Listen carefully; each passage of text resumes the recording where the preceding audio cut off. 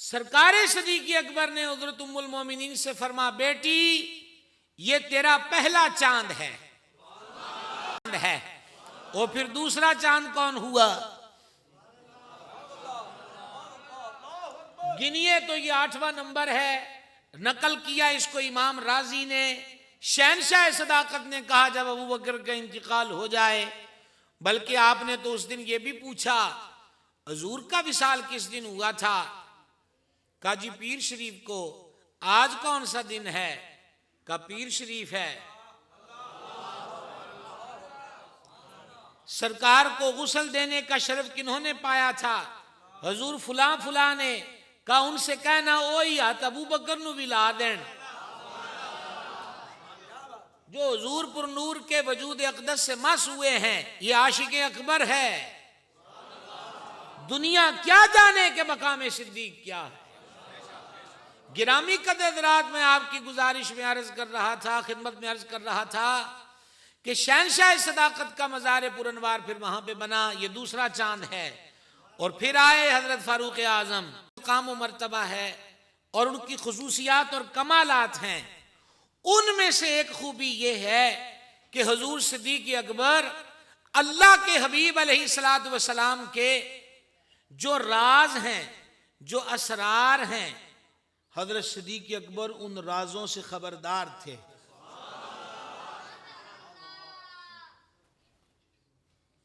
मिजाज आशना होना छोटी सी बात नहीं होती। और हज़रत क़िबला अल्लामा मौलाना मोहम्मद शाहिद रज़वी साहब, आपकी नज़र ये जुमला है। पहले मैंने कहा मिजाज आशना होना छोटी सी बात नहीं होती, और अब अगली इससे सीढ़ी ये है हम मिजाज होना।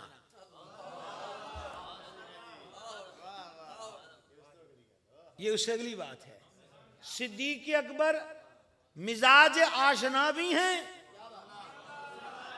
और सिद्दीक़ अकबर हम मिजाज मुस्तफ़ा भी हैं सल्लल्लाहु अलैहि वसल्लम। सुनिए हदीस यहाँ के अंदर मौजूद है। जाने आलम अलैहिस्सलाम खुतबा इरशाद फरमा रहे हैं, और अब थोड़ा साइलेंट माहौल में गौर से सुनना। मेरे करीम अलैहिस्सलाम ने दौरान वाज इरशाद फरमाया, अल्लाह ताला ने एक बंदे को इख्तियार दिया, चाहे तो वो और दुनिया में रह ले और चाहे तो वो आखिरत की तरफ रुजू करे। उस बंदे ने दुनिया में रहने को मजीद कबूल नहीं किया, बल्कि अल्लाह ताला से मुलाकात का, उसके हुजूर हाजिर होने को कबूल कर लिया।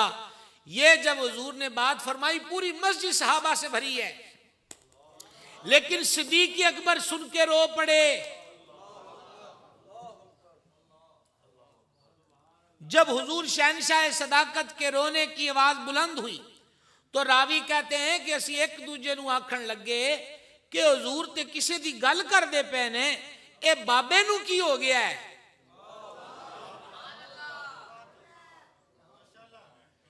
सिद्दीक पाक क्यों रोए हैं? का थोड़े ही दिनों के बाद हुजूर पुर नूर अलैहिस्सलाम का विसाल शरीफ हुआ तो हमें तब समझ में आई कि हुजूर जो बात मिंबर पर फरमा रहे थे, हम में से कोई और समझ ना सका, और सिद्दीक़ अकबर उस राज को पा गए कि सरकार दुनिया से पर्दा फरमाने वाले हैं।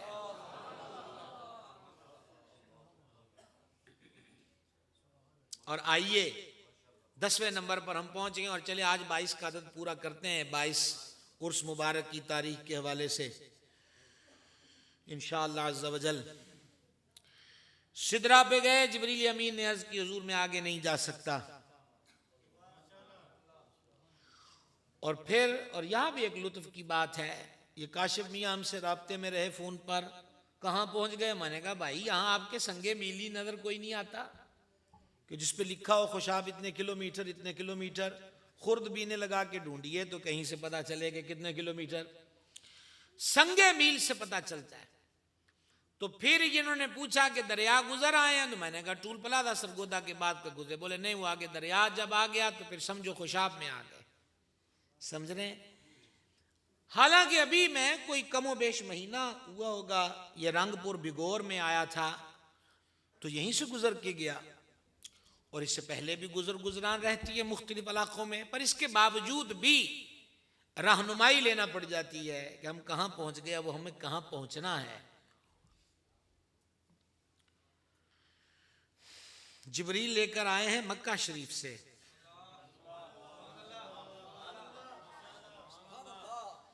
और अगर मसलन ऐसा हो कि ये हमें शाहपुर से ले लेते और शाहपुर में हमें कहते हो मुझे अचानक फोन आ गया, मुझे कोई काम याद आ गया, आप पहुंचिए खुशाब, वहां तुम्हारा इंतजार हो रहा है, तो फिर मैं इनसे क्या पूछूंगा कि भाई खुशाब है तो किस तरफ जाना है, कहां से किधर मुड़ना है, मस्जिद कैसी है, लोकेशन क्या है।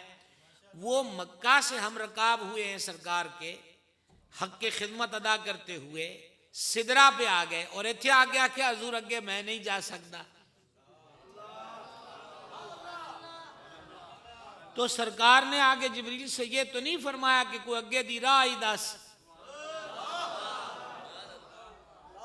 कि करना की है।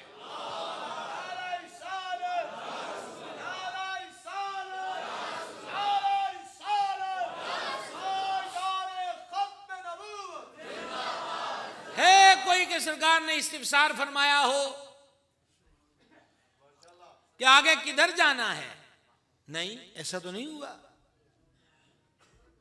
उसी के जलवे उसी से मिलने, उसी से उसकी तरफ गए थे। और आला हज़रत एक और मकाम पे फरमाते हैं, कसरे दना के राज में अकलें तो गुम हैं जैसी हैं, रूहे कुदस से पूछिए तुमने भी कुछ सुना के यूं।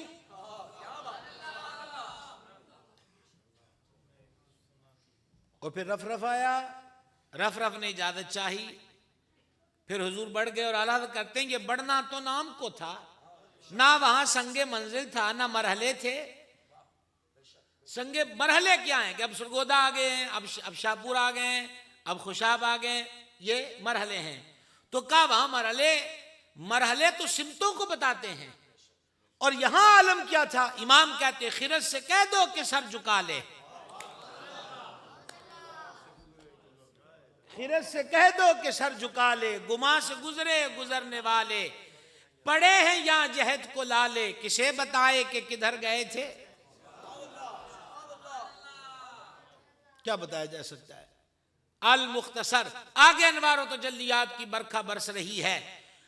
मरकज अनवार में हुजूर पहुंचे और उस अनवार की कैफियत क्या है, नूर की। एक तजल्ला ने तूर को जला दिया, अब उस जलाल ने दिल पे असर डाला। जब जलाल ने दिल पे असर डाला तो खुशाब वालों मालिक आपको खुश रखे, क्या समझने के बाद इतना ताउन हो सकता है कि आपकी आवाज आ जाए। पहले सुन लीजिएगा, सरकार की तवज्जो जब उस हैबत और जलाल की तरफ हुई तो हजरत सिद्दीक अकबर की आवाज आई।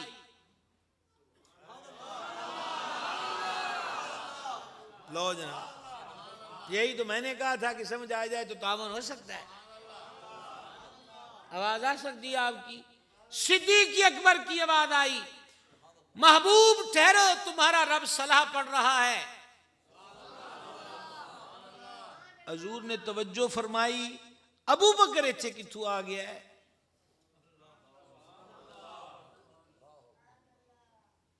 और अल्लाह सलाह पढ़ रहा है। जब हुजूर की तवज्जो इस अमर पर हुई, यही रब चाहता था कि महबूब की तवज्जो जलाल से हट जाए। यहां आरफीन ने कहा, उन्होंने कहा सिद्दीक अकबर की बोली में ही क्यों, सिद्दीक अकबर ही की बोली में क्यों। उन्होंने कहा इसलिए कि सबसे ज्यादा हुजूर हजरत सिद्दीक अकबर से मानूस थे। और यहां मिसाल दे के समझाऊं, और मिसाल हमेशा तशबीह के लिए नहीं होती। मिसाल यह है कि आप या मैं कहीं दूर दराज सफर पर जा रहे हैं, मसलन जैसे अभी मरी में जाते हुए लोगों को बर्फबारी का सामना करना पड़ा, रास्तों से भटक गए, कहां के कहां पहुंच गए। अच्छा, बिल्कुल सन्नाटा हो, सर्द हवाएं चल रही हो, हर तरफ अंधेरा हो, मौत सर पे मुंडला रही हो, जिंदगी के आसार ना हो, इतने में किसी की आवाज आ जाए कि मेरी हेल्प की जरूरत है, कोई है तो नहीं यहां। उसको आसरा होगा। ये मिसाल 4 दर्जों पर मुश्तमिल है। एक दर्जा हो गया, और अगर वो मिसाल अपने ही खुशाब के बाजार का एक चाचा माजा है, फलां चीज की रेडी लगाता है, उसकी हो ये आवाज अपने बाजार वाले बंदे दी आ गई। सिर्फ गैर की आवाज पर भी इत्मीनान होता, पर सिर्फ इतना ही है कि आवाज सुनी हुई है, रोज वो बंदे ना बाजार च मिलीदा है। और तीसरा स्टेप इसका ये है कि वो आवाज गवांडी की हो। खौफ तन्हाई के आलम में वो आवाज गवांडी की हो तो इत्मीनान और ज्यादा होगा। लो हुण वेखदे आ मियां फिर तुहाडे बोलण दा टाइम आया कि नहीं आया। चौथा स्टेप ये है कि आवाज सज्जण दी होवे।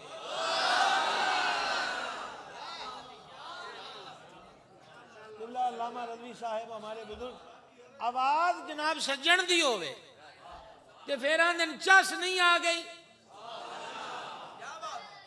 कोई कलक, कोई दुख, कोई रंज, कोई मलाल, कोई फिक्र, कोई अंदो, कोई खदशा, कोई अंदेशा, कोई चीज बचती है, उस तन्हाई के आलम में आवाज सज्जन दी आई। अबू बकर यहां कहां है? और ये क्या आवाज आई है कि रब सलाह पढ़ रहा है, फमा अभी बस ही क्या दी नमाज पढ़नी है, तेरी जात ते दरूद पढ़ दे पे। इस कदर हुजूर पुर नूर अलैहिस्सलाम की जात से कुर्ब है हजरत सिद्दीक़ अकबर रज़ी अल्लाह ताला अन्हु को। और कहां पहुंचे थे हम, कितने नंबर पे? और अब 11वीं शीफ की चौखट पे हाजिरी। 11वां आदत इमाम अहमद कुसलानी ने मवाहिब में, अली मुत्तकी हिंदी ने मिलते जुलते कंजुल उम्माल में, और मोमिन शुबलंजी ने नूरुल अबसार में, सबका खुलासा आपके सामने रख रहा हूं। बोलिए या ना बोलिए, पहले सुन लीजिए। सैयदुल आलमीन अलैहिस्सलातु वस्सलाम ने इरशाद फरमाया, मैं और अबू बकर, मैं और अबू बकर, मैं और अबू बकर एक ही नुरानी मट्टी से पैदा किए गए हैं।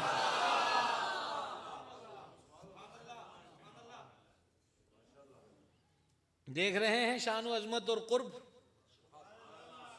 और इसकी दलील आज मजार है,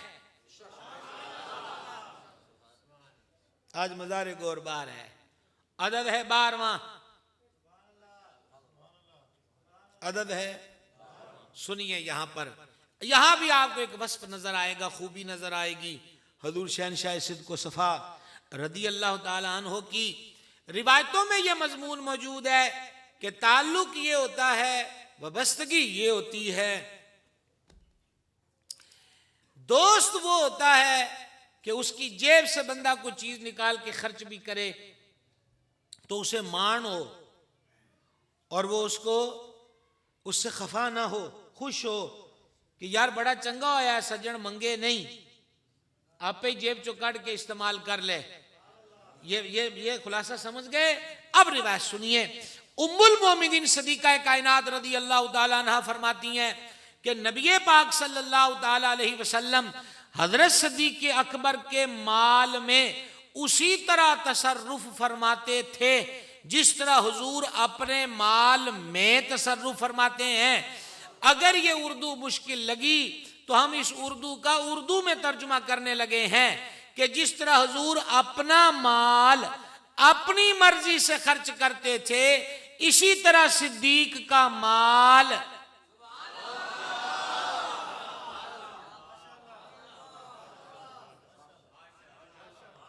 तसर्रुफ करते थे। क्या शान है, क्या कुर्ब है। और अब अदद है 12वां, 13वां। वाह जी वाह, माशाअल्लाह। इसका मतलब तवज्जो होने लग गई। हाँ, 13वां नंबर। इस रिवायत का हुस्न देखिए। हुजूर पुर नूर सल्लल्लाहु अलैहि वसल्लम जलवागर हैं, बज़्म सजी है हुजूर के वजूद पुर नूर से अलैहिस्सलातु वस्सलाम। इतने में हज़रत सिद्दीक़ पाक हाज़िर दरगाह अनवर हुए और हुज़ूर सल्लल्लाहु ने जो फरमाया उसका मफ़हूम अब आपको पंजाबी में 2 लाइनों में सुनाने लगा हूं। सारे हाज़रीन से हुज़ूर फरमा रहे ए मैनू अबू बकर दे माल ने बड़ा फायदा दिता है। हमारे बुजुर्ग उलमा तशरीफ फरमा है, मैं दाएं बाएं भी हज़रात उलमा को देख रहा हूं। नाले जिन्ने बैठे हो बेपीरे ते काटी बेचो वोगे, पीर मुर्शिद आली अक्सरियत बैठी है। तरीकत की रमज समझिए, ख्वाजा गुलाम फरीद ने कहा था जे यार फरीद कबूल करे ते सरकार भी तू ते सुल्तान भी तू। हजूर पर नूर अलैहिस्सलाम क्या फरमाते हैं, मुझे अबू बकर के माल ने बड़ा नफा दिया है। तीसरी बार कहने लगा हूं, मुझे अबू बकर के माल ने बड़ा फायदा दिया है।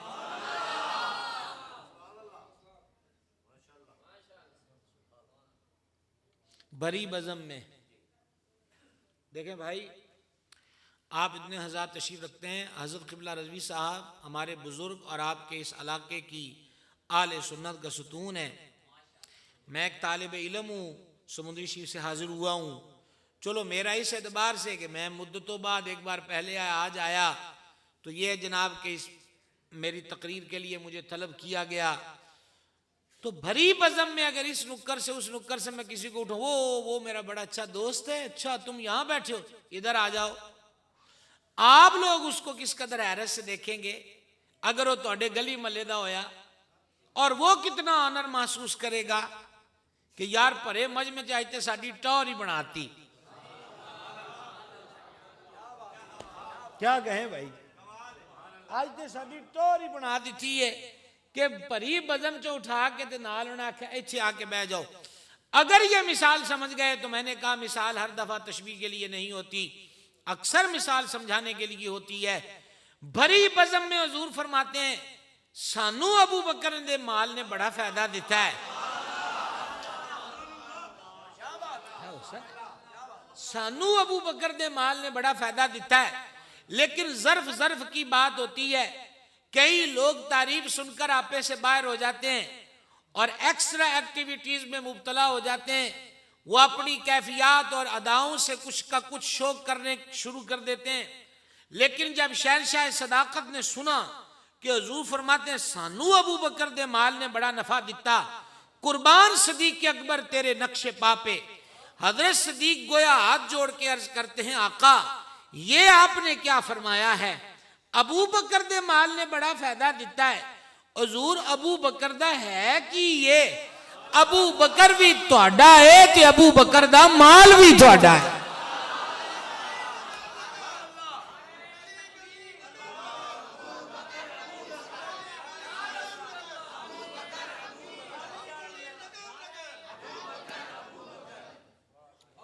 ये हजरत ने नारा लगाया, एक दफा फिर लगाइएगा जी सारे, ये पाक नाम लें।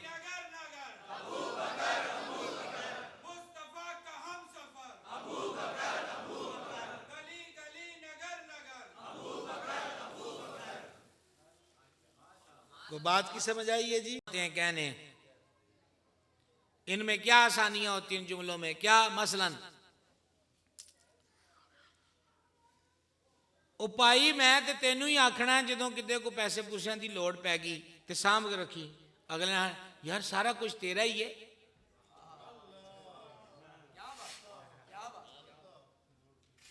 ठीक है जनाब। और कभी यूं हुआ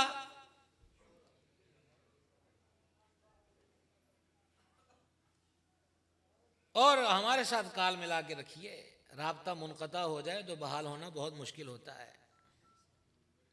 हाँ, मैं तो इस वक्त ये भी सुन रहा हूं कि गली में कौन क्या बात कर रहा है। ये गैब की खबर नहीं, मेरा मुशाहिदा है। अमत को समझे कि मैं को करामत झाड़ बैठा, मुझे आवाजें उनकी भी आ रही और मैंने इश्तिहार इतना गौर से नहीं पढ़ा कि बाद में तबर्रुक का एहतिमाम होगा, लिखा है। तो इसके लिए जो बच्चे अभी थोड़ी देर बाद एहतजाज शुरू कर देंगे कि भाई ये तो ख़त्म नहीं हो रहा जलसा, हमारा काम तो करो। हाँ, मस्जिद में हंसना नहीं चाहिए, गुनाह है। मस्जिद में हंसना नहीं चाहिए, आवाज़ के साथ मुस्कुरा सकते हैं। हंसना मस्जिद के इज़्ज़त व तक़द्दुस के ख़िलाफ़ है और हम इस बारगाह में जब आए तो इज्ज के साथ आए, और अल्लाह हमें इसकी तौफीक अता फरमाए। क्या मैं आपसे अर्ज कर रहा था भाई साहब, अब ये कर रहा था कि मसलन आपके किसी दोस्त ने गाड़ी ले ली, उन्हें कहा जनाब कार ले ली है, आप उसको कहते हैं चलो चंगा होया हुण आपां जनाब टैक्सी दे पैसे क्यों भरने, जो किते लोड़ पई तो तुहाडे नाल राबता कर लांगे। तो दोस्त ने रस्म दुनिया के मुताबिक कहा भाई तुहाडी गड्डी है, जो मर्जी ले जाओ, ठीक है जी। अब गाड़ी की वाकई जरूरत पड़ गई, पहले दिन चाबी मांगी तो खाही ना खाही मिल गई, अब फिर जरूरत पड़ी तो लहजे में थोड़ा तब्दीली आई, और तीसरी बार जरूरत पड़ी तो फिर आवाटावी हुई, मुझे जरूरी काम है या उसके इंजन का काम होने वाला है, वगरना यार तेरे तो केड़ा गड्डी लुकानी सी। चौथी मरतबा, अब भी हंसने की बात नहीं, मैं एक राज की बात आपको समझा रहा हूं। राज भी क्या है, ये वो काम है जो दिन रात इस दुनिया में होते हैं। जो चौथी पंजवीं बारी मंगी तो मुमकिनात में से है कि दूसरी काल वो ना सुने कि इन्हें तो सहाबी बना ले, लेकिन उसने जुमले क्या कहे थे, यार तेरी ही गड्डी है, उसने जुमले क्या कहे थे, सारा कुछ तेरा ही है, पर यहां सिद्दीक है। ओ कमजोर बोले हो, खुशाब वाले हो, यहां सिद्दीक है जो कहते हैं हुजूर मेरा है ही क्या, अबू बकर भी आपका है, अबू बकर का माल भी आपका है। आइए आइए तारीख का एक वर्क उल्टाइए और देखिए कि क्या ये सिर्फ दावा था या इसकी हकीकत भी थी। ये गज़वा तबूक है, जंग की तैयारी है, अल्लाह की राह में माल लाओ, सफर मसाफत ज्यादा है, तादाद ज्यादा है, सवारियां ज्यादा चाहिए। यही वो तबूक था जिसमें 700 ऊंट बिमा सामान के सरकार ज़ुन्नुरैन ने पेश किए। सिद्दीक़ अकबर भी घर गए, घर जाकर सब सामान की गठड़ी बांधी। जब गठड़ी बांध चुके तो हुजूर सिद्दीक़ पाक की नजर अपने कपड़ों पे पड़ी और दिल के मुफ्ती साहब से पूछा कि कपड़े का काम तो सितर ढांपना है, और सितर ढांपना तो बंदा टाट से भी काम ले सकता है, कीमती कपड़ा किसी और दे भी काम आ सकता है, तो क्यों ना आपां टाट पा लईए ते कमीज मालका नू दे दईए। अब मुझे इंतजार है आपके बोलने का, अगली बात बाद में होगी।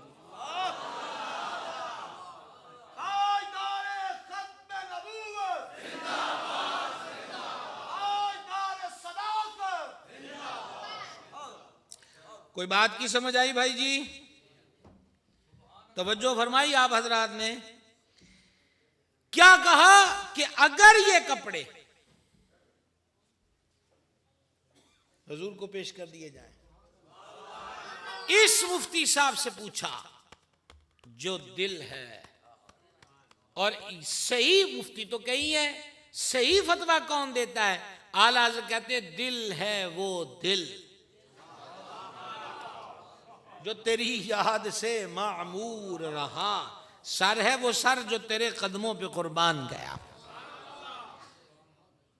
अब भाई जी मैं और आप कमीसें पहन के आए, दर्जी से बने सूट हैं, बीच में चाक है, चाक में बटन है, पहन लिए, चादर को वजूद पे ओढ़ना है, और ये मेरा अपने ज़ौक़ का जुमला है।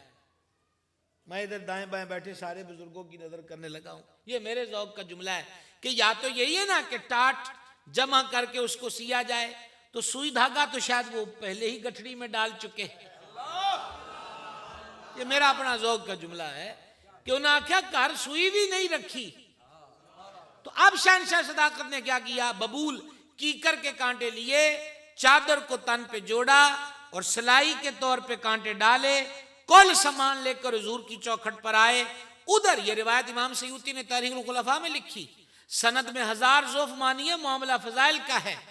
जिब्रील अमीन उधर हुजूर की चौखट पर आए, जिब्रील ने सीने पे टाट सजाया है, जिब्रील ने सीने पे टाट सजाया है, जिब्रील ने सीने पे टाट सजाया है, जिब्रील ने सीने पे टाट सजाया।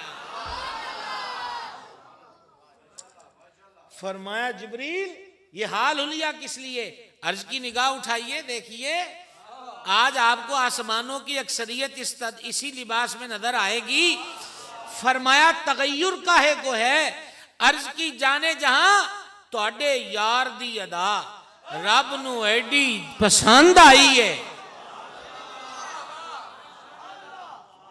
कि उसने फरिश्तों को कह दिया है 4 वर्के जो इस जिंदगी में मैंने अब तक पढ़े, मुझे नजर नहीं आता कि किसी फर्शी के अमल की अर्श पे बसने वालों ने यूं तकलीद की हो।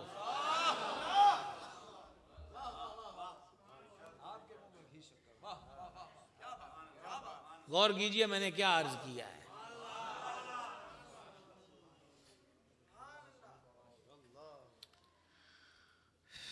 और जिब्रील अमीन अलैहिस्सलाम ने अर्ज की, हुजूर अल्लाह फरमाता हबीब ये अगर अबू बकर से पूछो ये सारा कोई घर का घर लुटा के और टाट पहन के मुझसे राजी है?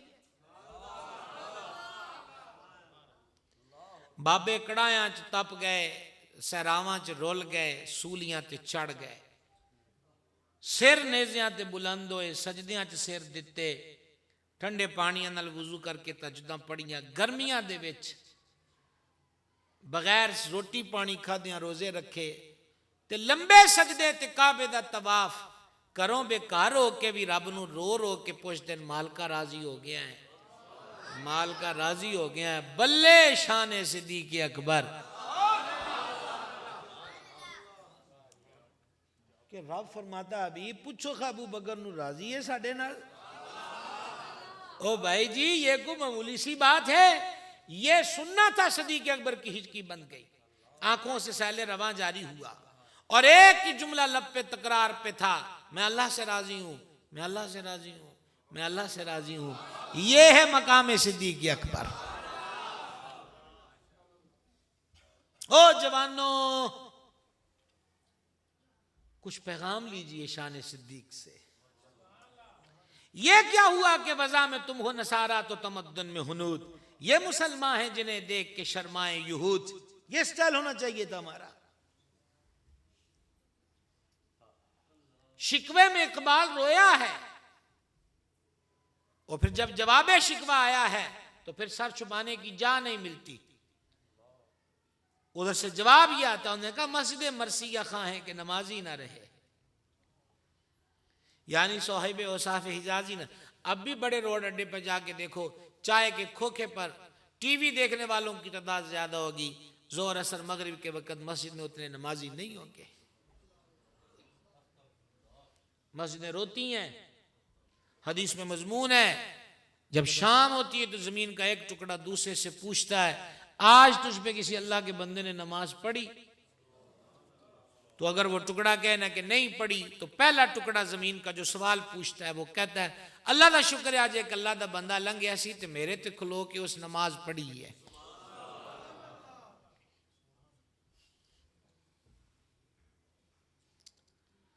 हुजूर का इश्क बड़ी चीज है, बल्कि सबसे बड़ी चीज यही है। इकबाल ने शिकवे में कहा था कुफ्फार क्या से क्या हो गए और हम क्या से क्या हैं। का उधर से जवाब आया है, मायूस ना हो, नुस्खा एक ही है, तदबीर एक ही है, तरीका एक ही है। का वो क्या है? का कुव्वत इश्क से हर पस्त को बाला कर दे, दहर में इसमें मोहम्मद से उजाला कर दे सल्लल्लाहु ताला अलैहि वसल्लम। कितना आदत था जनाब? आप 15वें में पहुंच गए। देखिए 22 के अदद के करीब आ गया अल्हम्दुलिल्लाह। और माशाल्लाह मुझे आपके चेहरों पे अक्सरियत के नींद अभी नजर नहीं आ रही, कोई थकावट भी नजर नहीं आ रही है। मुझे शुबा हो रहा है या आप ऐसे ही हैं। बंदे को बदगुमानी भी हो सकती है कि आप इस तरह सोते हो जिस तरह हमारे इलाके में जागते हैं। क्या ख्याल है? ऐसा भी तो हो सकता है। अल्लाह आपके ज़ौक़ को सलामत रखे। मज़ाह अपनी जगह पे होता है, लेकिन गनीमत है आप लोग गनीमत हो जो इस दौर के अंदर भी अपने सारे काम टाइम निकाल कर इन महफिलों को सजा देते हो। असल रौनक तो आप लोग हैं महफिलों की, ये हकीकत बात है। और अल्लाह करे ये सिलसिले, ये आबादियां, ये जिक्र अज़कार, ये इश्क व मस्तियां जारी रहें। और इसके लिए ज़रूरी क्या है कि ये जो चिल्ड्रन है ना, ये हमारा जो मुस्तकबिल है। तुर्की की एक कहावत है, हमारे डॉक्टर साहब आज हमें तुर्की का कहवा पिलाया है, मेज़बान जो थे हमारे। तो तुर्की की एक कहावत है कि अगर जमात खड़ी हो यानी लोग नमाज पढ़ रहे हो और मस्जिद की एंड वाली सफों से बच्चों की आवाज ना आए तो अपने मुस्तकबिल की फिक्र करो। कितनी बड़ी बात कही कि सारे बड़े बूढ़े तो आगे, बच्चे नहीं आए तो फिर आइंदा कौन आएगा?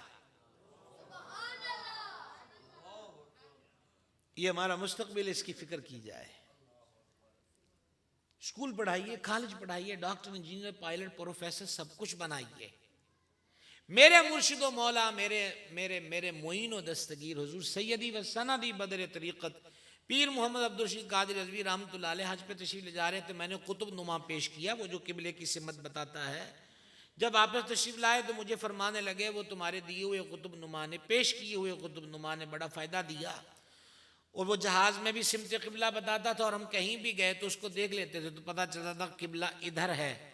ये फरमाया और इसके बाद फरमाया यूं ही बंदे का दिल होना चाहिए, जिधर भी जाए दिल हुजूर की जात की तरफ हो। तो चांद से आगे मरीख, जोहल, मुश्तरी या तारक पर भी पहुंच जाए हमारे बच्चे, रहे मदीने के चांद के गुलाम। डॉक्टर बने, इंजीनियर बने। पहले भी इन उलूम जदीदा में तरक्की मुसलमानों ने की थी। पढ़िए हिस्पानिया की तारीख को, सोचिए कुर्तबा से उठने वाली आवाजों को, जानिए कि वो किताबें, वो उलूम जो इकबाल ने यूरोप में देखे और कहा मेरा दिल जलता है कि मेरे आबा की कमाई उठाकर ये ले आए, पढ़ के तरक्की ये कर गए, और हम मुसलमानों का हाल और कैफियत क्या हो गया। अपने मदारिस मजबूत कीजिए, सुबह शाम मस्जिद में नाजरे की क्लास को मजबूत किया जाए, बच्चों को उठाकर भेजिए। कितना खर्च दुनिया की तालीम पर है। मुझे बतलाइए, आपका बेटा 14वीं 15वीं 16वीं की तैयारी कर रहा हो और आपने घर पर उसके लिए एकेडमी पढ़ाने वाला बुलाना हो तो उसको महाना कितना देंगे? लेकिन इमाम के भी कुर्बान जाएं जो मस्जिद की उसी तनख्वाह में 2 टाइम हमारे बच्चों को फिर पढ़ाता है, वो एक्स्ट्रा मुतालबे नहीं करता। इन आइमा की मजलूमाना जिंदगी की तरफ भी कभी तवज्जो करके देखिए। चंदा मांगने की या चंदा मांगना या अपील नहीं करने लगा मैं, तो ये चंदा मांग रहा हूं कि जब एक्स्ट्रा मामला ही कोई नहीं है, एक तरफ आप स्कूल की फीस भरते हैं, वैन का किराया भरते हैं, एकेडमी की फीस भरते हैं, फिर आज रेड डे है और आज फलां डे है और आज यूं करेंगे तो आज वो करेंगे, उनके एक्स्ट्रा अखराजात भी बर्दाश्त करते हैं, तो क्या मुफ्त में अपने बच्चों को कुरान नहीं पढ़ा सकते? मरना है ना तो कब्र पे ट्विंकल ट्विंकल लिटिल स्टार और 1 से 100 और ए से जेड पढ़ने से निजात तो नहीं होगी। हदीस में लिखा है जो जुमे के दिन माँ बाप या दोनों में से एक की कब्र पे जाए और यासीन शरीफ पढ़े, अल्लाह उसे वहीं खड़े को बख्श देता है और कब्र वाले माँ बाप की भी बख्शिश कर देता है। इस हकीकत को पाने की कोशिश करें, यही हकीकत है। अल्लाह अल्लाह अल्लाह, कहाँ थे हम? 15वें नंबर पर थे।